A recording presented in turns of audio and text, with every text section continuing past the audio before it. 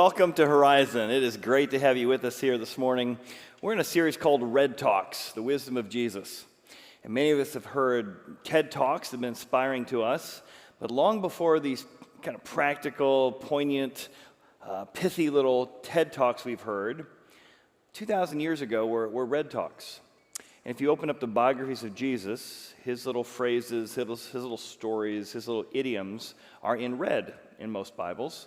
And these Red Talks were little phrases and stories that stuck with people and literally turned the world upside down as people tried to figure out how to forgive 70 times 7. What does it look like to do unto others as I would have them do unto me?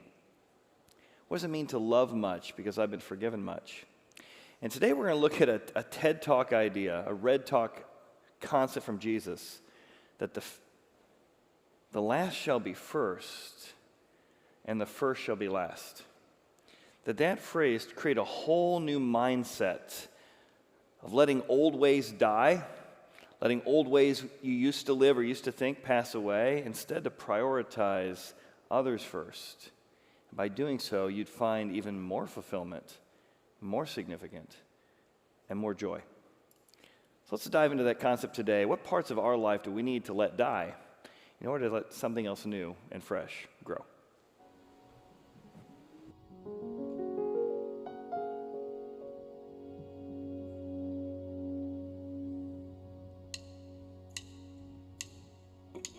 When you were young and your heart was an open book, you used to say, live and let live. You know you did, you know you did, you know you did. But if this ever-changing world in which we live in makes you give in and cry, so live and let die.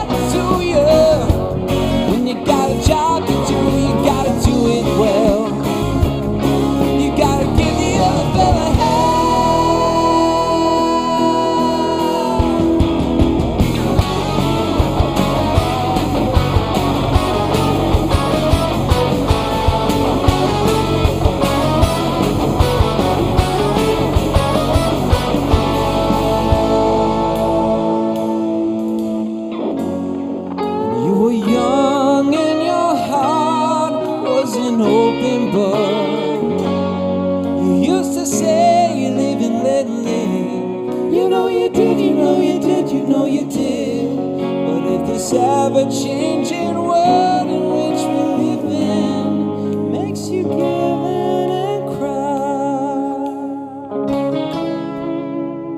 so live and let die,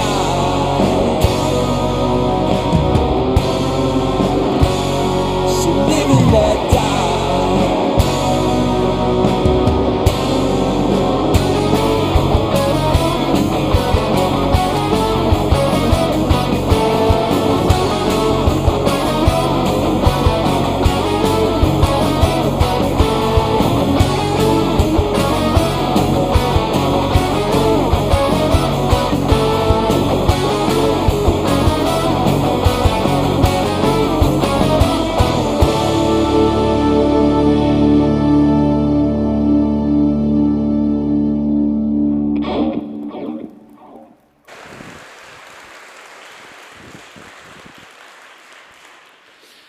So how do we live the best kind of life? And what are the old mindsets that maybe we need to let die in order to fully experience the best kind of life? And sometimes there's good things that serve us well in one area that have unintended consequences in another area. That's one of the things we're going to talk about today in this Red Talk Jesus gave. Think of it this way. How many of us have really gotten our business, our life, our clients to a good place because we negotiated well for them and for ourselves, even demanded what they deserved?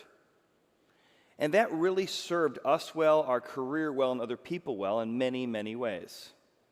Now, the word demand maybe comes across a little bit wrong, so maybe you want to use the word advocate. We advocated for what we deserved. We demanded what we deserved, and we negotiated to make sure we got what we deserved. And that served us really, really well. Until we began to apply that to maybe our marriage. Right? And you tried to be a good spouse, you tried to do the right thing, you worked really hard, and then you noticed that your spouse wasn't working as hard as you were. And then that I demand what I deserve, I began to talk that way. And this mindset creeps in where you begin to think that the other person owes you. And there's a little sense of entitlement that comes in, and a sense that, you know what, look how hard I work around here, look at what I do, look what I served you, look how I helped you. Man, you owe me. The you owe me mindset. And nothing puts a disdain into any relationship like the sense that the other person owes you. Because then when you tell them you owe them, then they tell them that, well, you owe me. And now it's a race to the bottom. And I think another thing that happens, again, as much as negotiation is good and demanding is good and advocating is good, it also creates a way of seeing yourself maybe more highly than you ought, right? Because I have a tendency to see everything good I did and I magnify it, and I see everything bad that my spouse or my kids or my employer or my employees do, and I have a tendency to minimize it. So I start thinking of myself more highly than I ought. And that demanding, I start to compare myself to others. Instead of enjoying just where I am and living and enjoying that moment, I begin to compare and say, well, what about compared to other people? Am I getting what I deserve compared to what they're deserving? Then we start to kind of uproot some motivations inside of ourselves. Sometimes it's motivations of fear. If I don't demand my needs being met, it's not like I can trust them to meet them for me. No one's advocating for me. If you don't advocate for yourself, no one else is going to. And that I owe you mindset turns into a fear-based mindset of because no one else is advocating for me, I better advocate for myself, which then leads to a sense of entitlement. And I get angry at God, I get angry at life because life isn't getting me what I deserved. I get a chance to talk with couples often who've been married, and almost every couple I talk to who've been married for 2 years, 10 years, 30 years, they all came into marriage with this belief: I am basically a good person. And I met some of those amazing good people in the 30 years I've been doing ministry. And I always say everybody's basically a good person until you don't get what you want. It's when we don't get what we want, you find out what starts spilling out of you is a sense of resentment or demands or anger or frustration. That's where you find out, maybe I got some stuff I need to uproot. So Jesus has this amazing TED Talk he gives, and he's talking specifically to good, moral, even religious people who in their goodness and in their morality and in their top of the stack kind of conduct as a citizen, it's brought in an unintended consequence that they look down on other people. They get resentful at life and God when things don't go well. When they do go well, the demand mindset works well, but when it doesn't, they get very, very angry. I'll give you the point to the story before I tell the story. Jesus is going to say we're all looking for the best deal, right? Who doesn't want the best deal? But we think we get the best deal with life, with God, with others by negotiating with our resume. Look what I've done. Look what I can do. Look what I've performed. That you get the best deal with God by negotiating with your resume. But God says you actually get the best deal from God when you capitulate to his character. When you surrender to his character, when you trust his character, when you say, I don't need to negotiate, I trust you to do what's best for me. Now, with all the talk of recession, all the talk of economy, the word capitulation has been in the news a lot. You know, when are people going to finally capitulate, the sellers finally give up, and we know we've hit rock bottom, and the buyers come in. And what's bad news for one person is good news for another, right? To capitulate is failure. Capitulate is surrender. But Jesus is going to show that when you surrender, when you capitulate to God's character, trust him to reward you, all of a sudden your whole mindset changes. You move from what he calls a me-first mindset to a God-first mindset. The me-first mindset is I don't look out for me and for my needs and my wants and my desires. No one's going to do it for me. A God-first mindset says I'm going to put God first, others second, myself third, and I'm going to find fulfillment by serving others and trust God to take care of the compensation. All right, let me tell you the story. So the story is really about a me-first mindset. It begins. And a me-first mindset is really when I trust my ability to negotiate what I deserve. I'm going to negotiate, and I'm a good negotiator. And that negotiation, you've done well. It's served you well in many places in your life. However, that negotiation is not going to serve well in the story. Jesus, let me tell you a story. The kingdom of heaven, God's economy, how God thinks about stuff, it's like a landowner who owned a vineyard. That's what the kingdom of heaven is like. And one day, he decides to hire some people. So a typical day's work is 6 a.m. is when the day begins to 6 p.m. So he talks to a group of folks at 6 a.m., and they're negotiating. And they say, tell you what, we'll work from 6 a.m. to 6 p.m., but you gotta agree, landowner, even though it's your business and your vineyard, you gotta agree to our terms. And our terms are, you pay us a whole denarius. A whole denarius to work from 6 to 6, a day's wage. So they've negotiated, and they're feeling pretty proud. I got a deal. I got the landowner to pay me a full denarius for working a full day. And they're feeling pretty good about that. And so the landowner agrees to pay the 6 a.m. people a full denarius for a day's work. Well, they start working out in the vineyard. So the landowner goes out at 9 a.m. It's called the third hour because they base everything on 6 a.m. So at the third hour, he goes out to a group of people at the marketplace who are idle, they're not working. He says, hey, do you guys want to come work in my vineyard? Oh, we'd love to. He said, tell you what, no negotiation. If you'll just trust me and my character, I will pay you whatever is right and I'll give it to you. Like, these are the worst negotiators ever. They don't even try and negotiate. They just say, we trust the vineyard owner. We trust him to give what's right and to do what's right. So 9 a.m., they go out to work in the vineyard. The landowner does the same thing again at noon, the 6th hour. He does the same thing again at the 9th hour, 3 p.m. He keeps bringing different groups of people, and the next 3 groups, all of them say the same thing. I will give you what is right if you'll just trust my character. Well, then, it's almost the end of the day. It's like, 5 p.m., the 11th hour. And he goes out one more time. He sees a few people at the marketplace. He says, hey, tell you what, do you want to come work for me? Yeah, we've been waiting around all day to get hired. Come work for me, even though it's the 11th hour, and I'll pay you what is right, and I'll pay you what is good. And they, again, capitulate to his character. They don't try and negotiate. Said, that's what he'll do. So they trust him. So sure enough, it's now 6 p.m. It's the end of the day. And the landowner decides to pay everybody in front of everybody. And to do that, he decides to pay them all in reverse order, where the first shall be last and the last shall be first. So here's the people who've been working since 6 a.m., 9 a.m., noon, 3, and 5. Some people only worked for an hour. So the first group he pays is the 5 p.m. people who've only worked for an hour. And he says to the 5 p.m. people, you know what?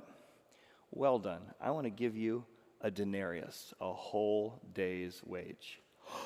Holy cow! A whole day's wage! This is the best deal I've ever heard of! And they head home. Then he pays the 9 p.m. people, the 3 p.m. people, the 9th hour people, a denarius. This is incredible! He pays the noon people a denarius. This is the best deal ever. He pays the 9 a.m. people a denarius. And then the 6 a.m. people are thinking, man, if he paid them for only working half day, part day that, they're going to pay, who knows what we're going to get? It's going to be amazing. And they step up in front of him, and he pays them a denarius. They each received a denarius. And when they received it, they complained against the landowner. This is ridiculous. This is not fair.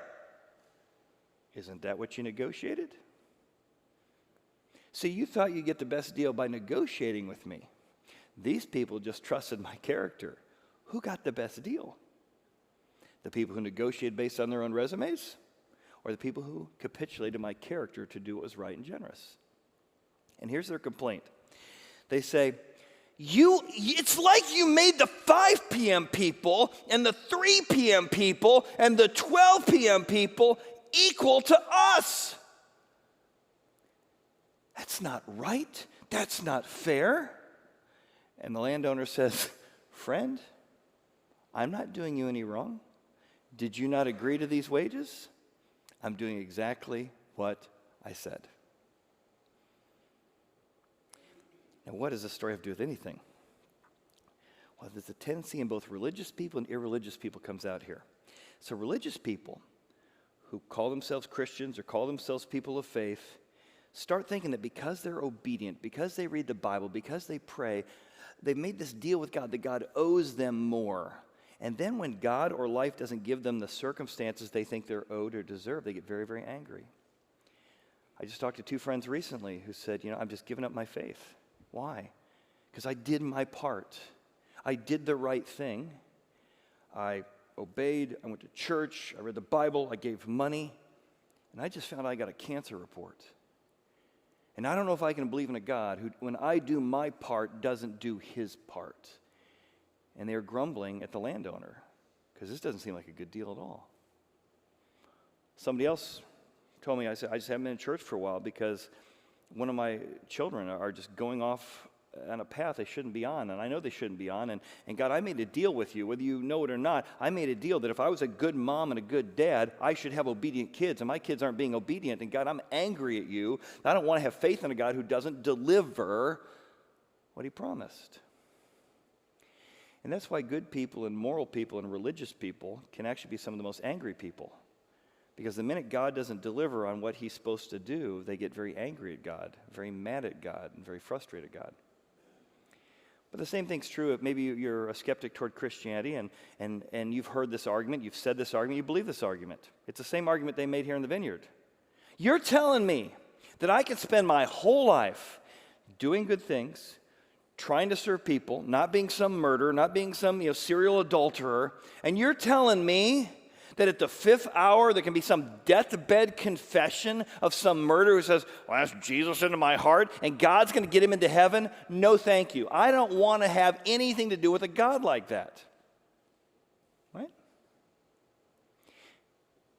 And Jesus is saying religious people and irreligious people have the same basic problem.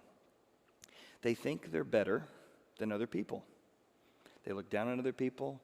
They compare themselves to other people. They think life and karma owes them because of how good they've been. They think God owes them. And when they don't get what they deserve, they get very angry, giving up their previous faith or not even looking at faith. And we all look, dressed up here for Sunday. We all look like we got our act together, right? Even though there was a fight in the car on the way here, and even though somebody had to be quiet, come on, we're going to church. Can't we behave in church? Right, we're all like that. We look really good on the outside.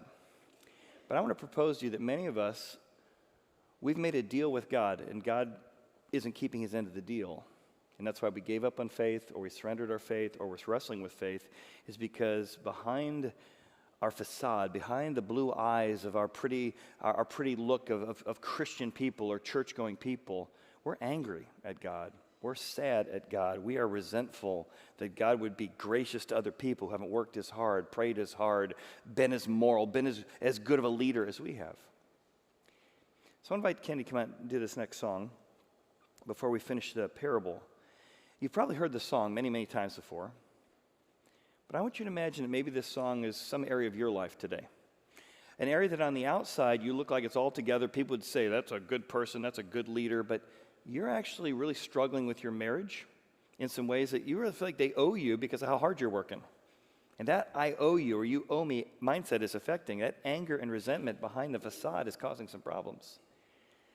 Or maybe you're angry at life, call it karma, call it life, or call it God. Because behind the blue eyes of how good you look on the outside, there's some real anger and resentment. And God's going to use this little parable to get to the bottom of it. Because in one sense, saying, God, you're not fair but what you owed me, is really saying, God, you didn't put my needs first. I don't like the fact that you were nice to other people when you should have been nicer to me. It's actually a little bit of self-centeredness, me-firstness, disguised as this not fair. Listen to this song and just ask yourself, what are some of the things churning behind the surface in your heart?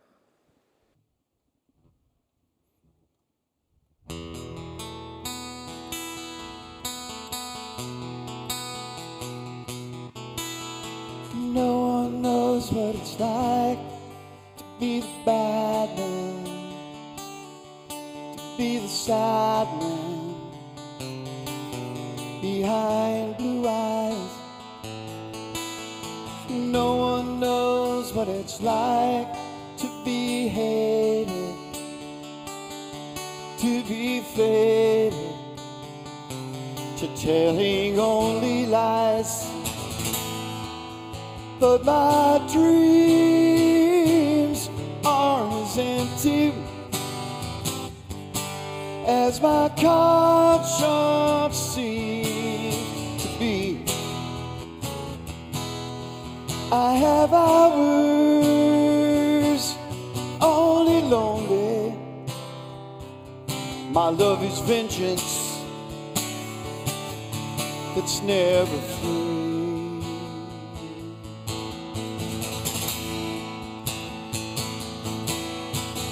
No one knows what it's like to feel these feelings like I do. And I blame you. No one backs back his heart on their anger. None of my pain or woe can show through. But my dreams, they aren't as empty as my conscience seems to be. I have hours only lonely. My love is vengeance, it's never free.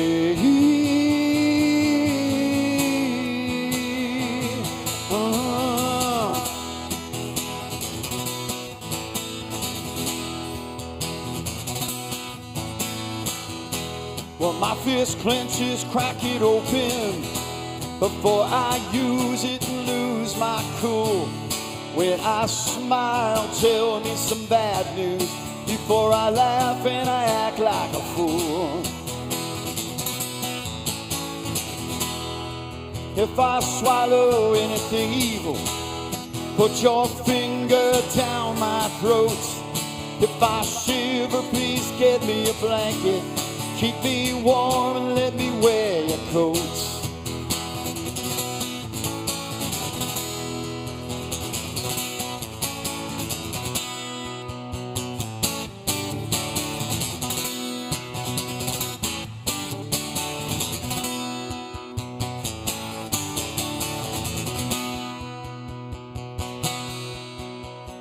No one knows what it's like to be the bad man, to be the sad man behind blue eyes.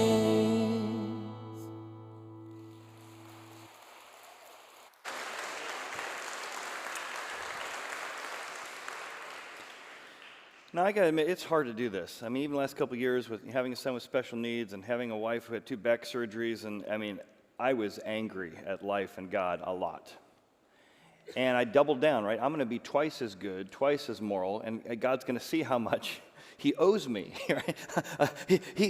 Look, I'm doing my part here, right? And the more I did, the more I padded my resume and negotiated my resume, the angrier I got because it wasn't changing the things I couldn't change.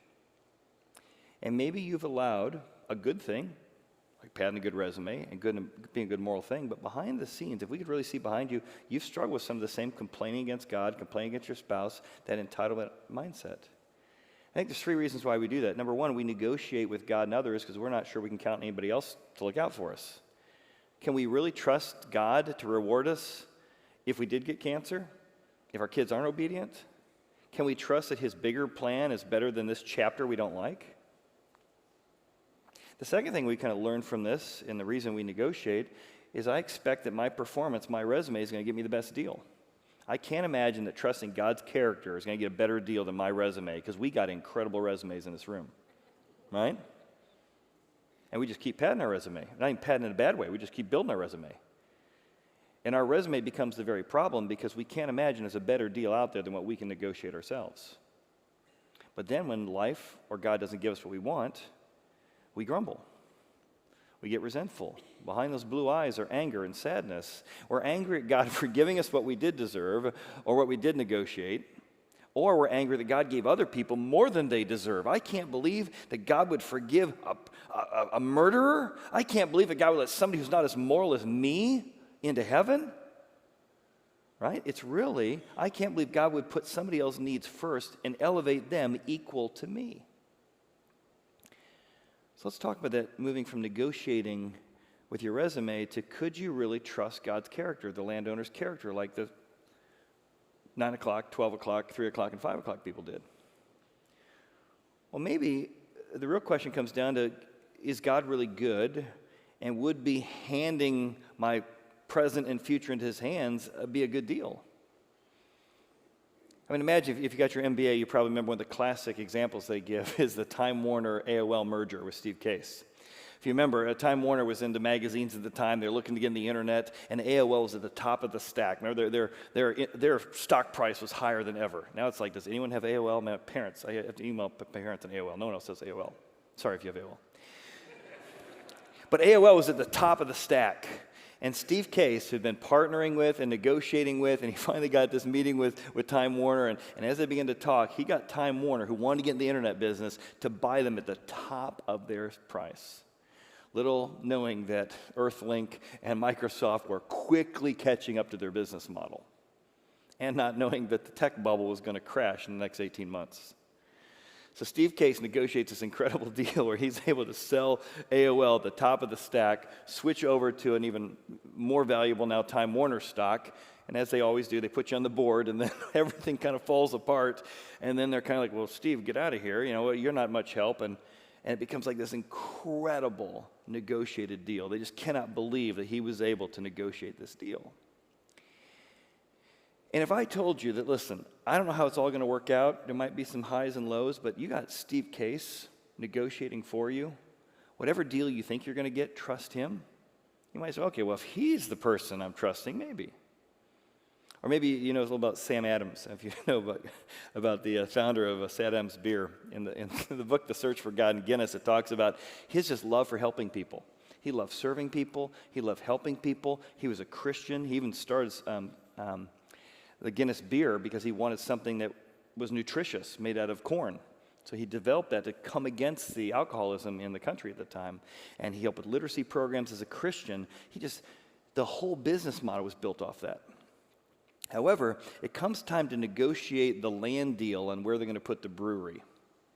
And you just got to imagine this deal, right? So here's Arthur Guinness, turns to this guy, says, hey, we'd like to make a deal. How much to rent your land for the brewery per year?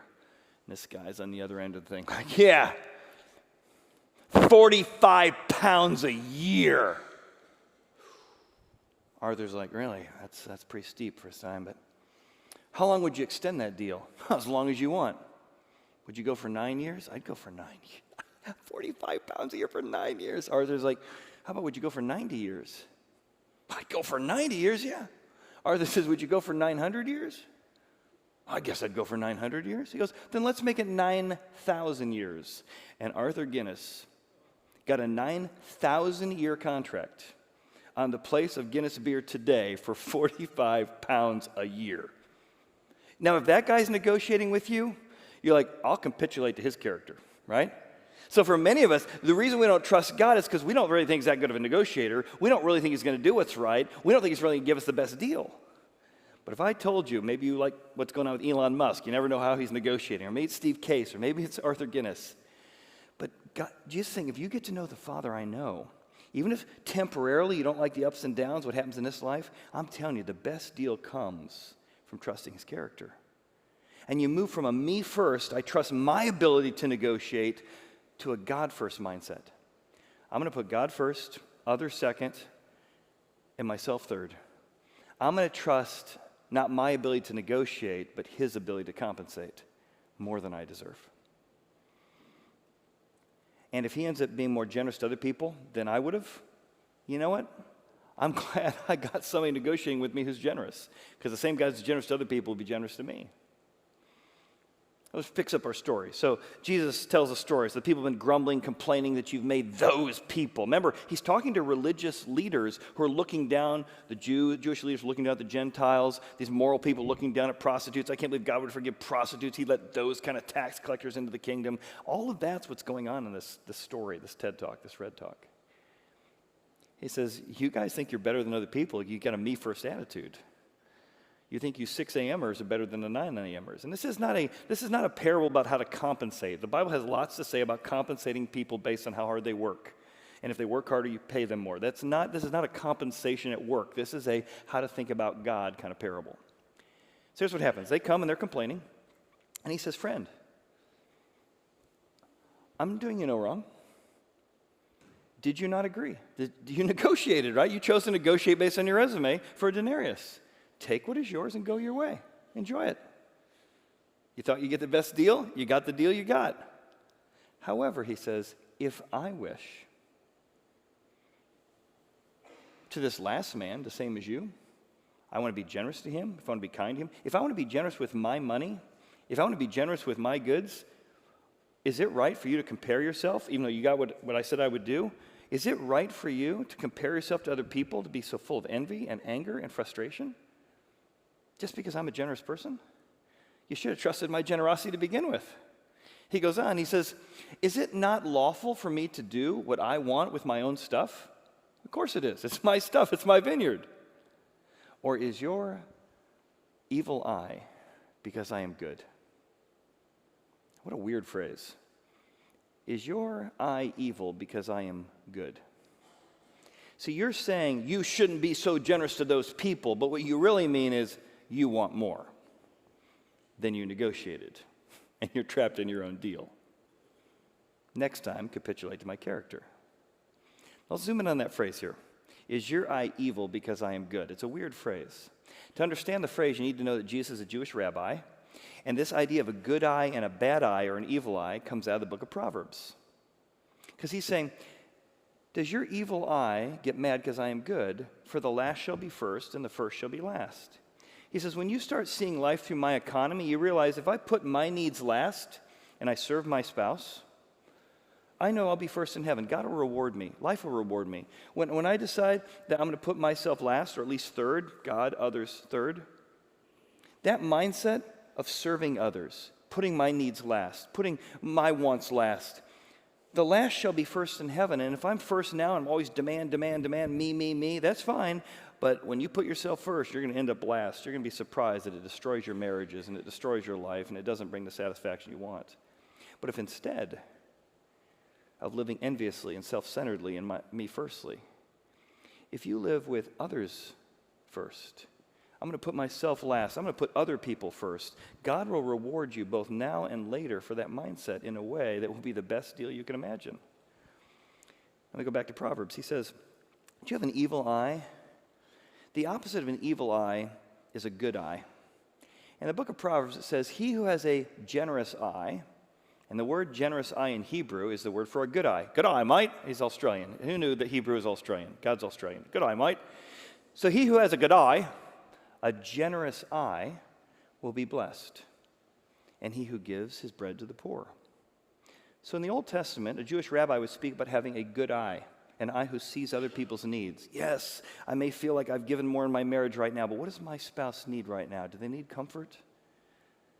Do they need me to apologize first? Do they need respect? Do they need appreciation? That's why they're having a bad day. When you continue to have a good eye, where you look for ways to serve the people around you, it will fill you up. Even at the moment, it's like, I'm not going to put their needs ahead of my own. All right, well, put your needs ahead of your own and see how that works out. Get two people in marriage, both always focused on themselves, and watch how they quickly deteriorate into a bad relationship. However, you have a good eye. Always looking for ways that I can put the other person first, serve other people, care for other people. You will be blessed,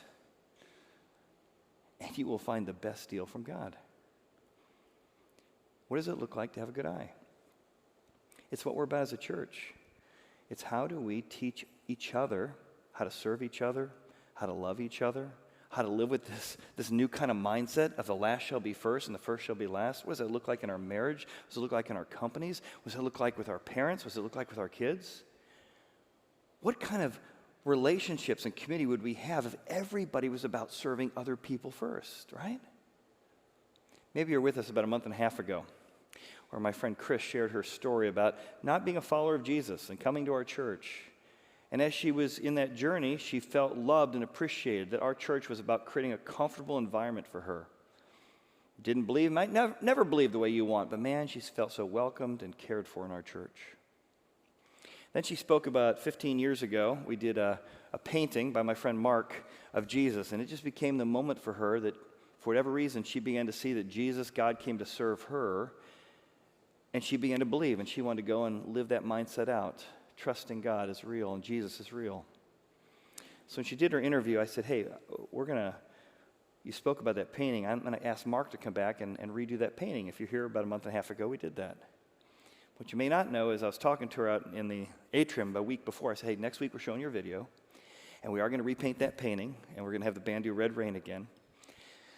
I said, I want you to know that we're going to give you one of the paintings. She's one of our greeters, so she not only was served by our church, she now serves you. You probably have seen Chris serve you when you come in the door. I told her we're going to give her one of the paintings, and her knees buckled, and she threw her arms around me, gave me a big kiss. I had to call the elders up. I got women kissing me at church. It's really unbelievable. It's just really proud. She was just so overwhelmed and so thankful. So that Sunday came. Mark doesn't know her story yet.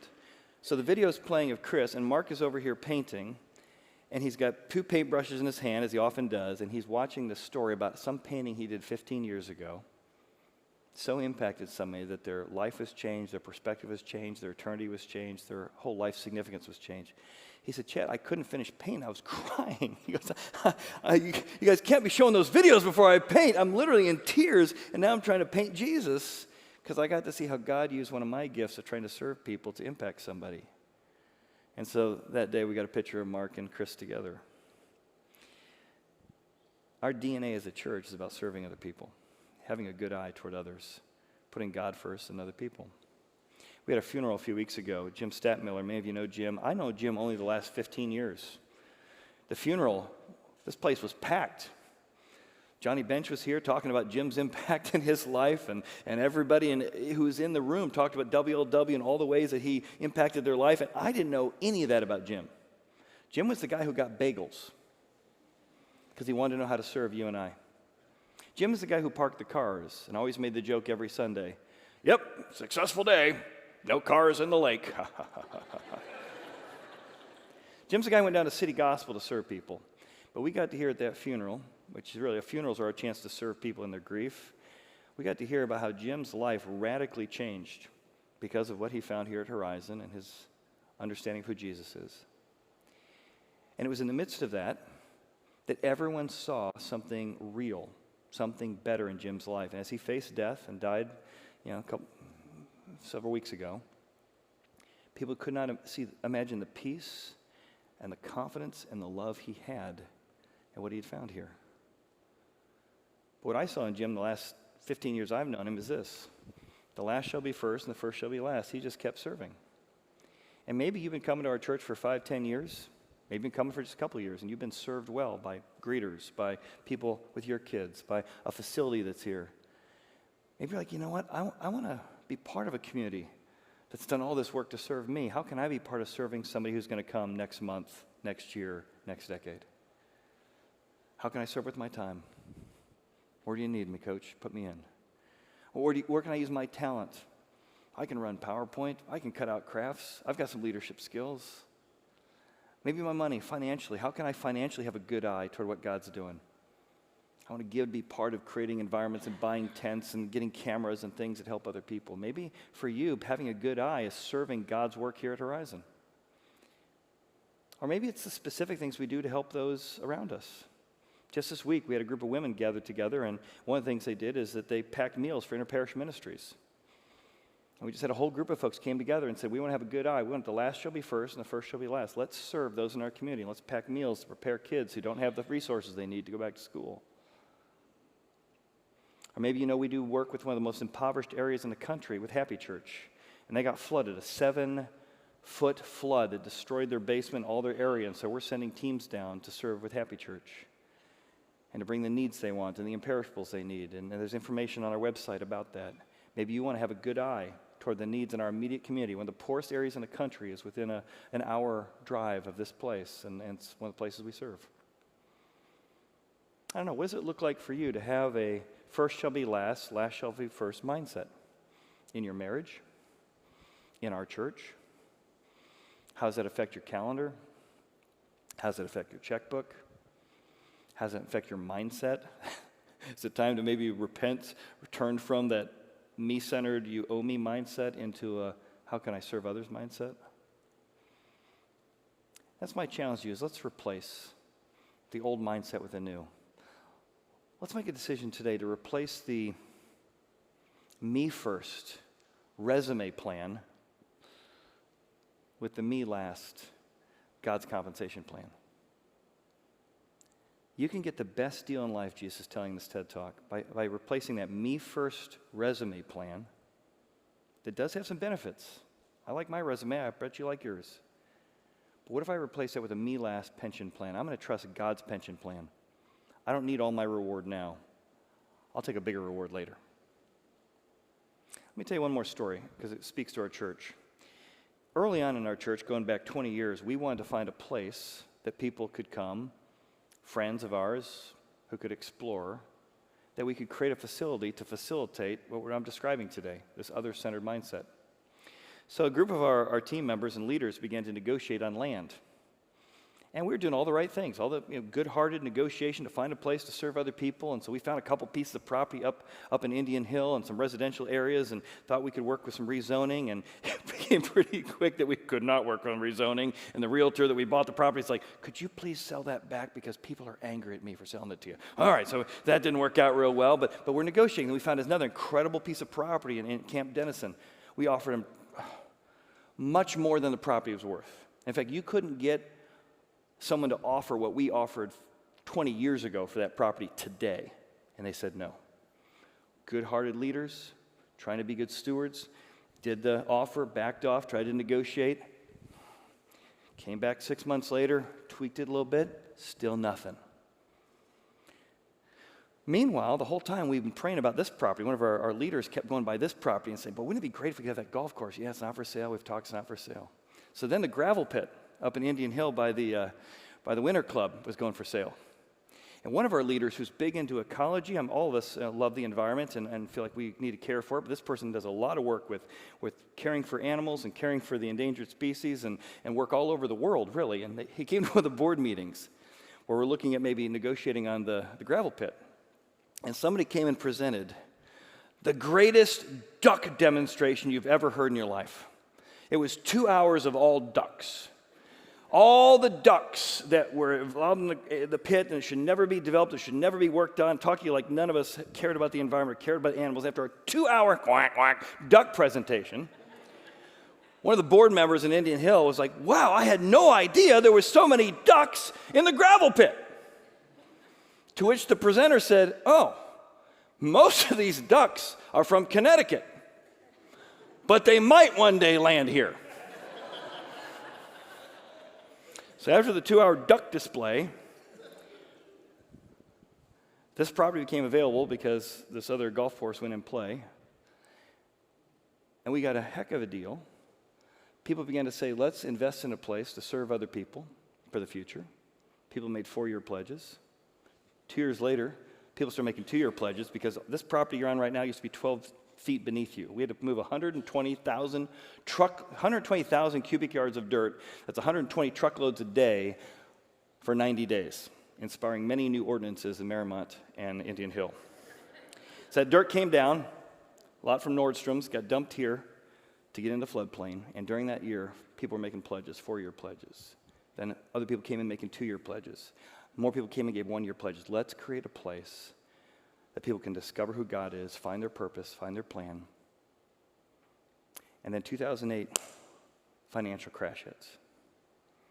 We had been negotiating with good heart the whole time, but nobody could have negotiated as well as God did. A property we couldn't get to sell suddenly came for sale. people giving and waiting on dirt. We waited on dirt and prayed for dirt for 4 years, and yet all that faithful giving from all those folks who gave 4-year pledges, 2-year pledges, money was now in the bank in 2008 when everything crashed, and we were able to build this facility for pennies on the dollar because no one was building in 2008 except us. And we were able to build this entire facility debt-free because of the faithfulness of God,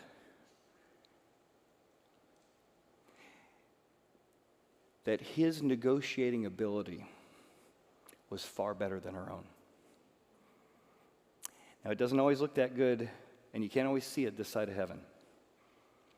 But I'm just encouraging you, don't negotiate with your own resume when you can capitulate to the character of a God who's that smart.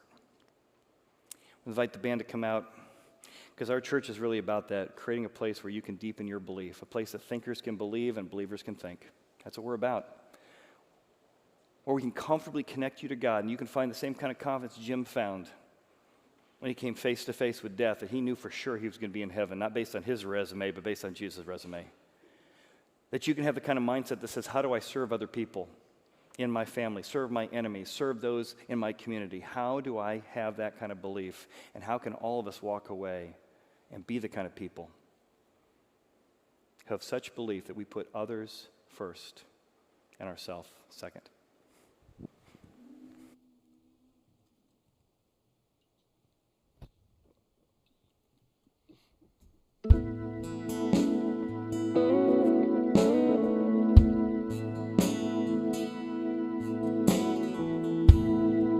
Old man Wrigley lived in that White House down the street where I grew up. Mama used to send me over with things. We struck a friendship up. Spent a few long summers out on his old porch swing. Said he was in the war, went in the Navy, lost his wife, lost his baby. I broke down and asked him one time, how you keep from going crazy? He said, I'll see my wife and son in just a little while. I asked him what he meant. He looked at me and smiled, said, I raise my hands, bow my head.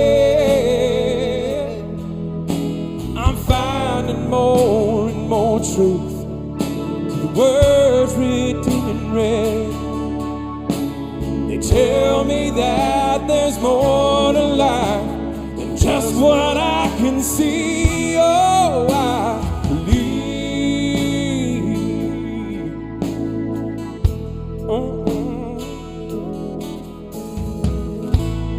A few years later, I was off at college, talking to Mom on the phone one night, getting all caught up on the gossip, the ins and outs of a small town life. She said, oh, by the way, son, old man Wrigley has died.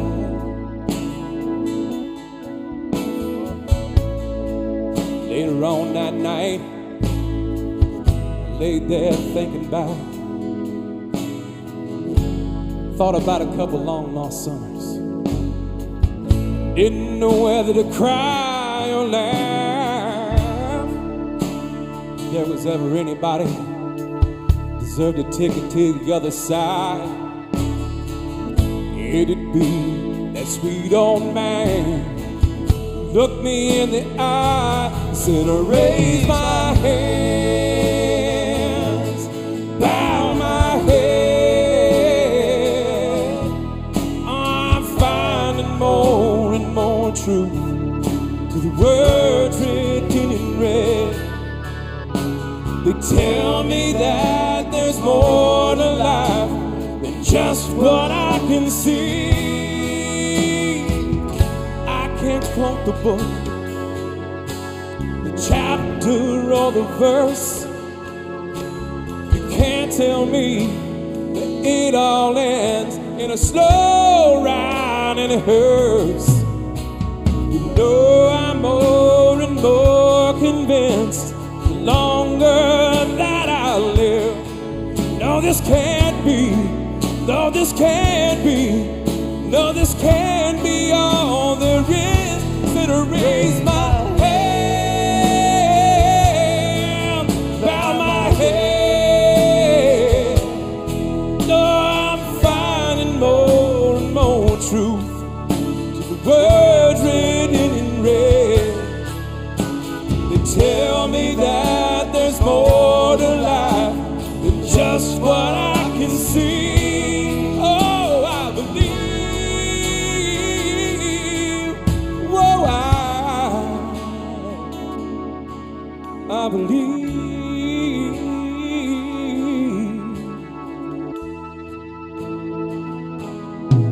I believe.